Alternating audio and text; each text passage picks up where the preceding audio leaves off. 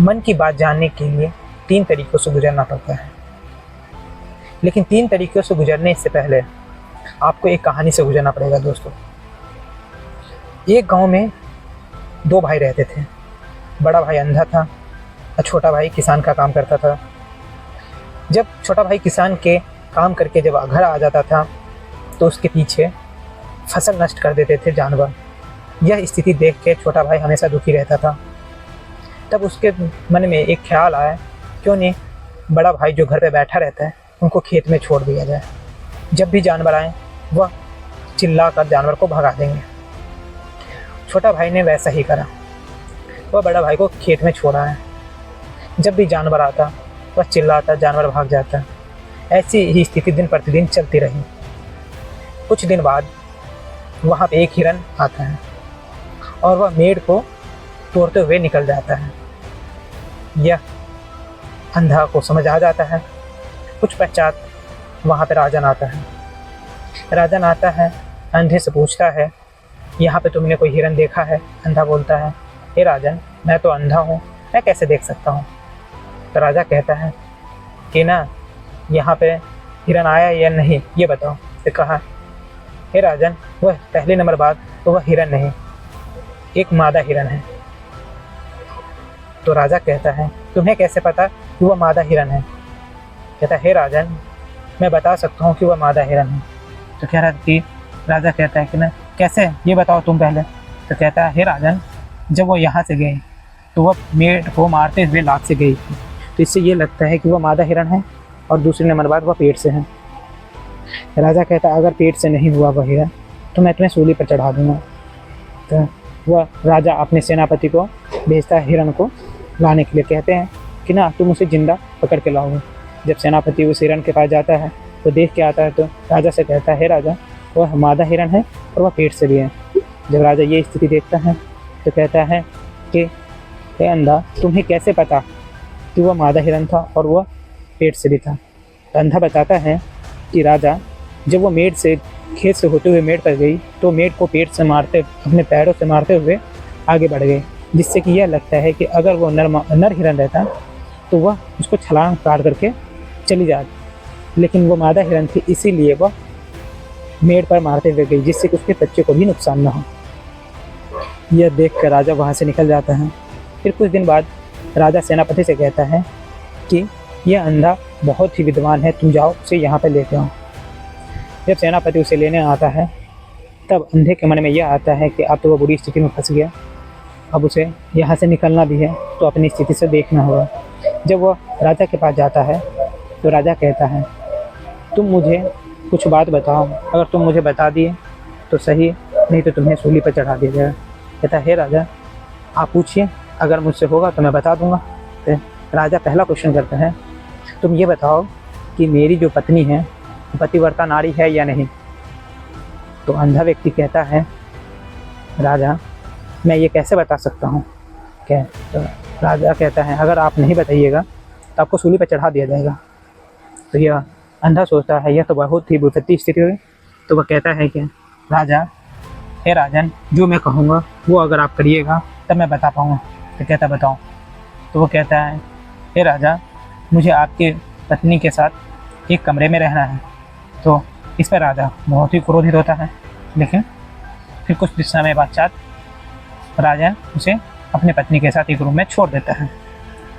जब वह उसके साथ राजा की पत्नी के साथ कमरे में होता है तो वह रानी से कहता है, रानी, मुझे आपके साथ संबंध बनाना है। ये बात सुनकर रानी उससे बहुत क्रोधित होती है और उसे बहुत ही मारती है, गंदे तरीके से मारती है। जब वह अंधा व्यक्ति राजा के पास आता है तब राजा पूछता है, अब बताओ कि मेरी पत्नी सत्यव्रता नारी है या नहीं? तो अंधा व्यक्ति कहता है, हे राजन, आपकी पत्नी पतिव्रता नारी नहीं है। तो कहता है कि ये जाता है, ये चीज़ उसको बहुत क्रोधित होता है और कहता है, अगर ऐसा नहीं हुआ तो मैं तुम्हें सूली पर चढ़ा दूंगा। वह जाता है, अपने बीवी से पूछता है, सच सच बताओ, क्या तुम पतिव्रता नारी हो?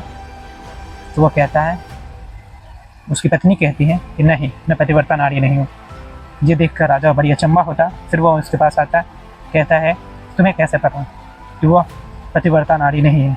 कहता है, राजन, अगर वो पतिव्रता नारी होती, जब मैंने उन्हें कहा कि मुझे आपके साथ संबंध बनाना है, तो वह तब मना कर देती। लेकिन जब वो अगर पतिव्रता नारी होती तो वो मुझे ना मारती, ना ही मेरे शरीर को छूती। उन्होंने मुझे बुरी तरह मारा और मेरे पूरे बदन को छुआ, तो इससे यह लगता है कि वो पतिव्रता नारी नहीं है। राजा ये सुनकर बहुत ही अचंभित हुआ और खुश भी हुआ कि ये सही कह रहा है। दूसरा क्वेश्चन राजा फिर पूछता है कि तुम ये बताओ कि मैं अपने पिता का ही बेटा हूँ। तो अंधा व्यक्ति कहता है, हे राजन, आप अपने पिता के ही बेटे हैं। यह प्रश्न आप मुझसे ना पूछें, क्योंकि यह तो आपको खुद ही पता है, क्योंकि मैं बताऊंगा तब भी आप राजा ही बने रहेंगे।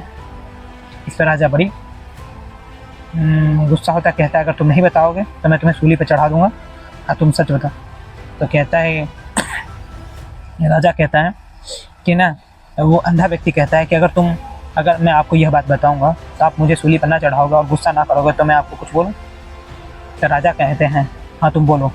तो अंधा व्यक्ति कहता है कि हाँ, आप अपने पिता के ही पुत्र हैं, लेकिन आपका छाया कंजूसों की है।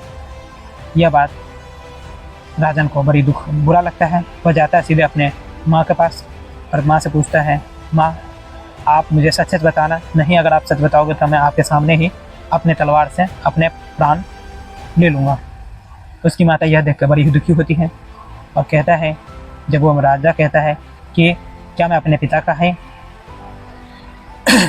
बेटा हूँ, तो उसकी माँ कहती है, हाँ बेटा तू अपने पिता के है, लेकिन तेरे ऊपर कंजूस की छाया है।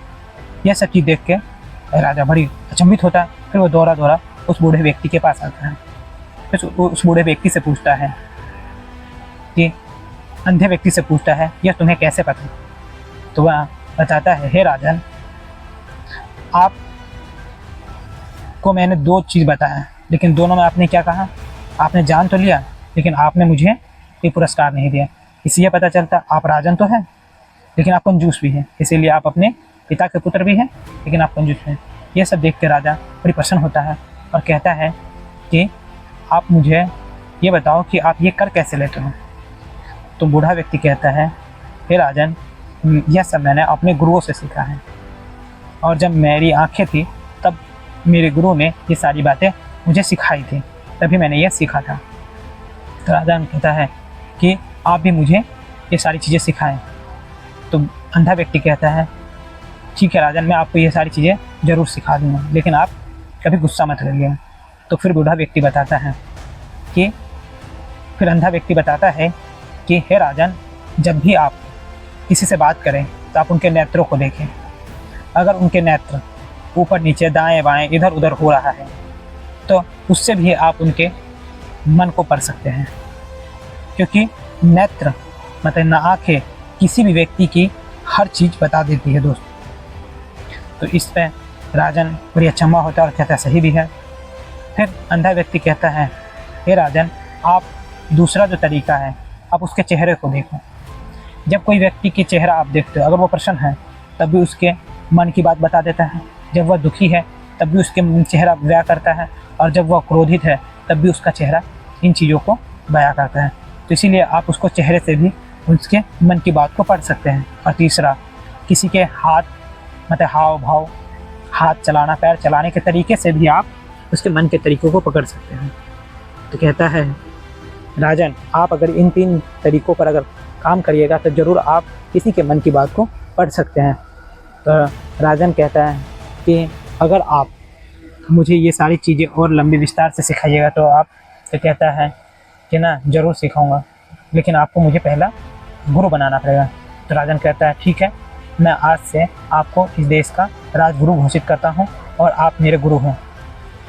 तब से राजा उनको गुरु मानता है और वह अंधा व्यक्ति राजा को सारी शिक्षा देता है, वह सिखा देता है।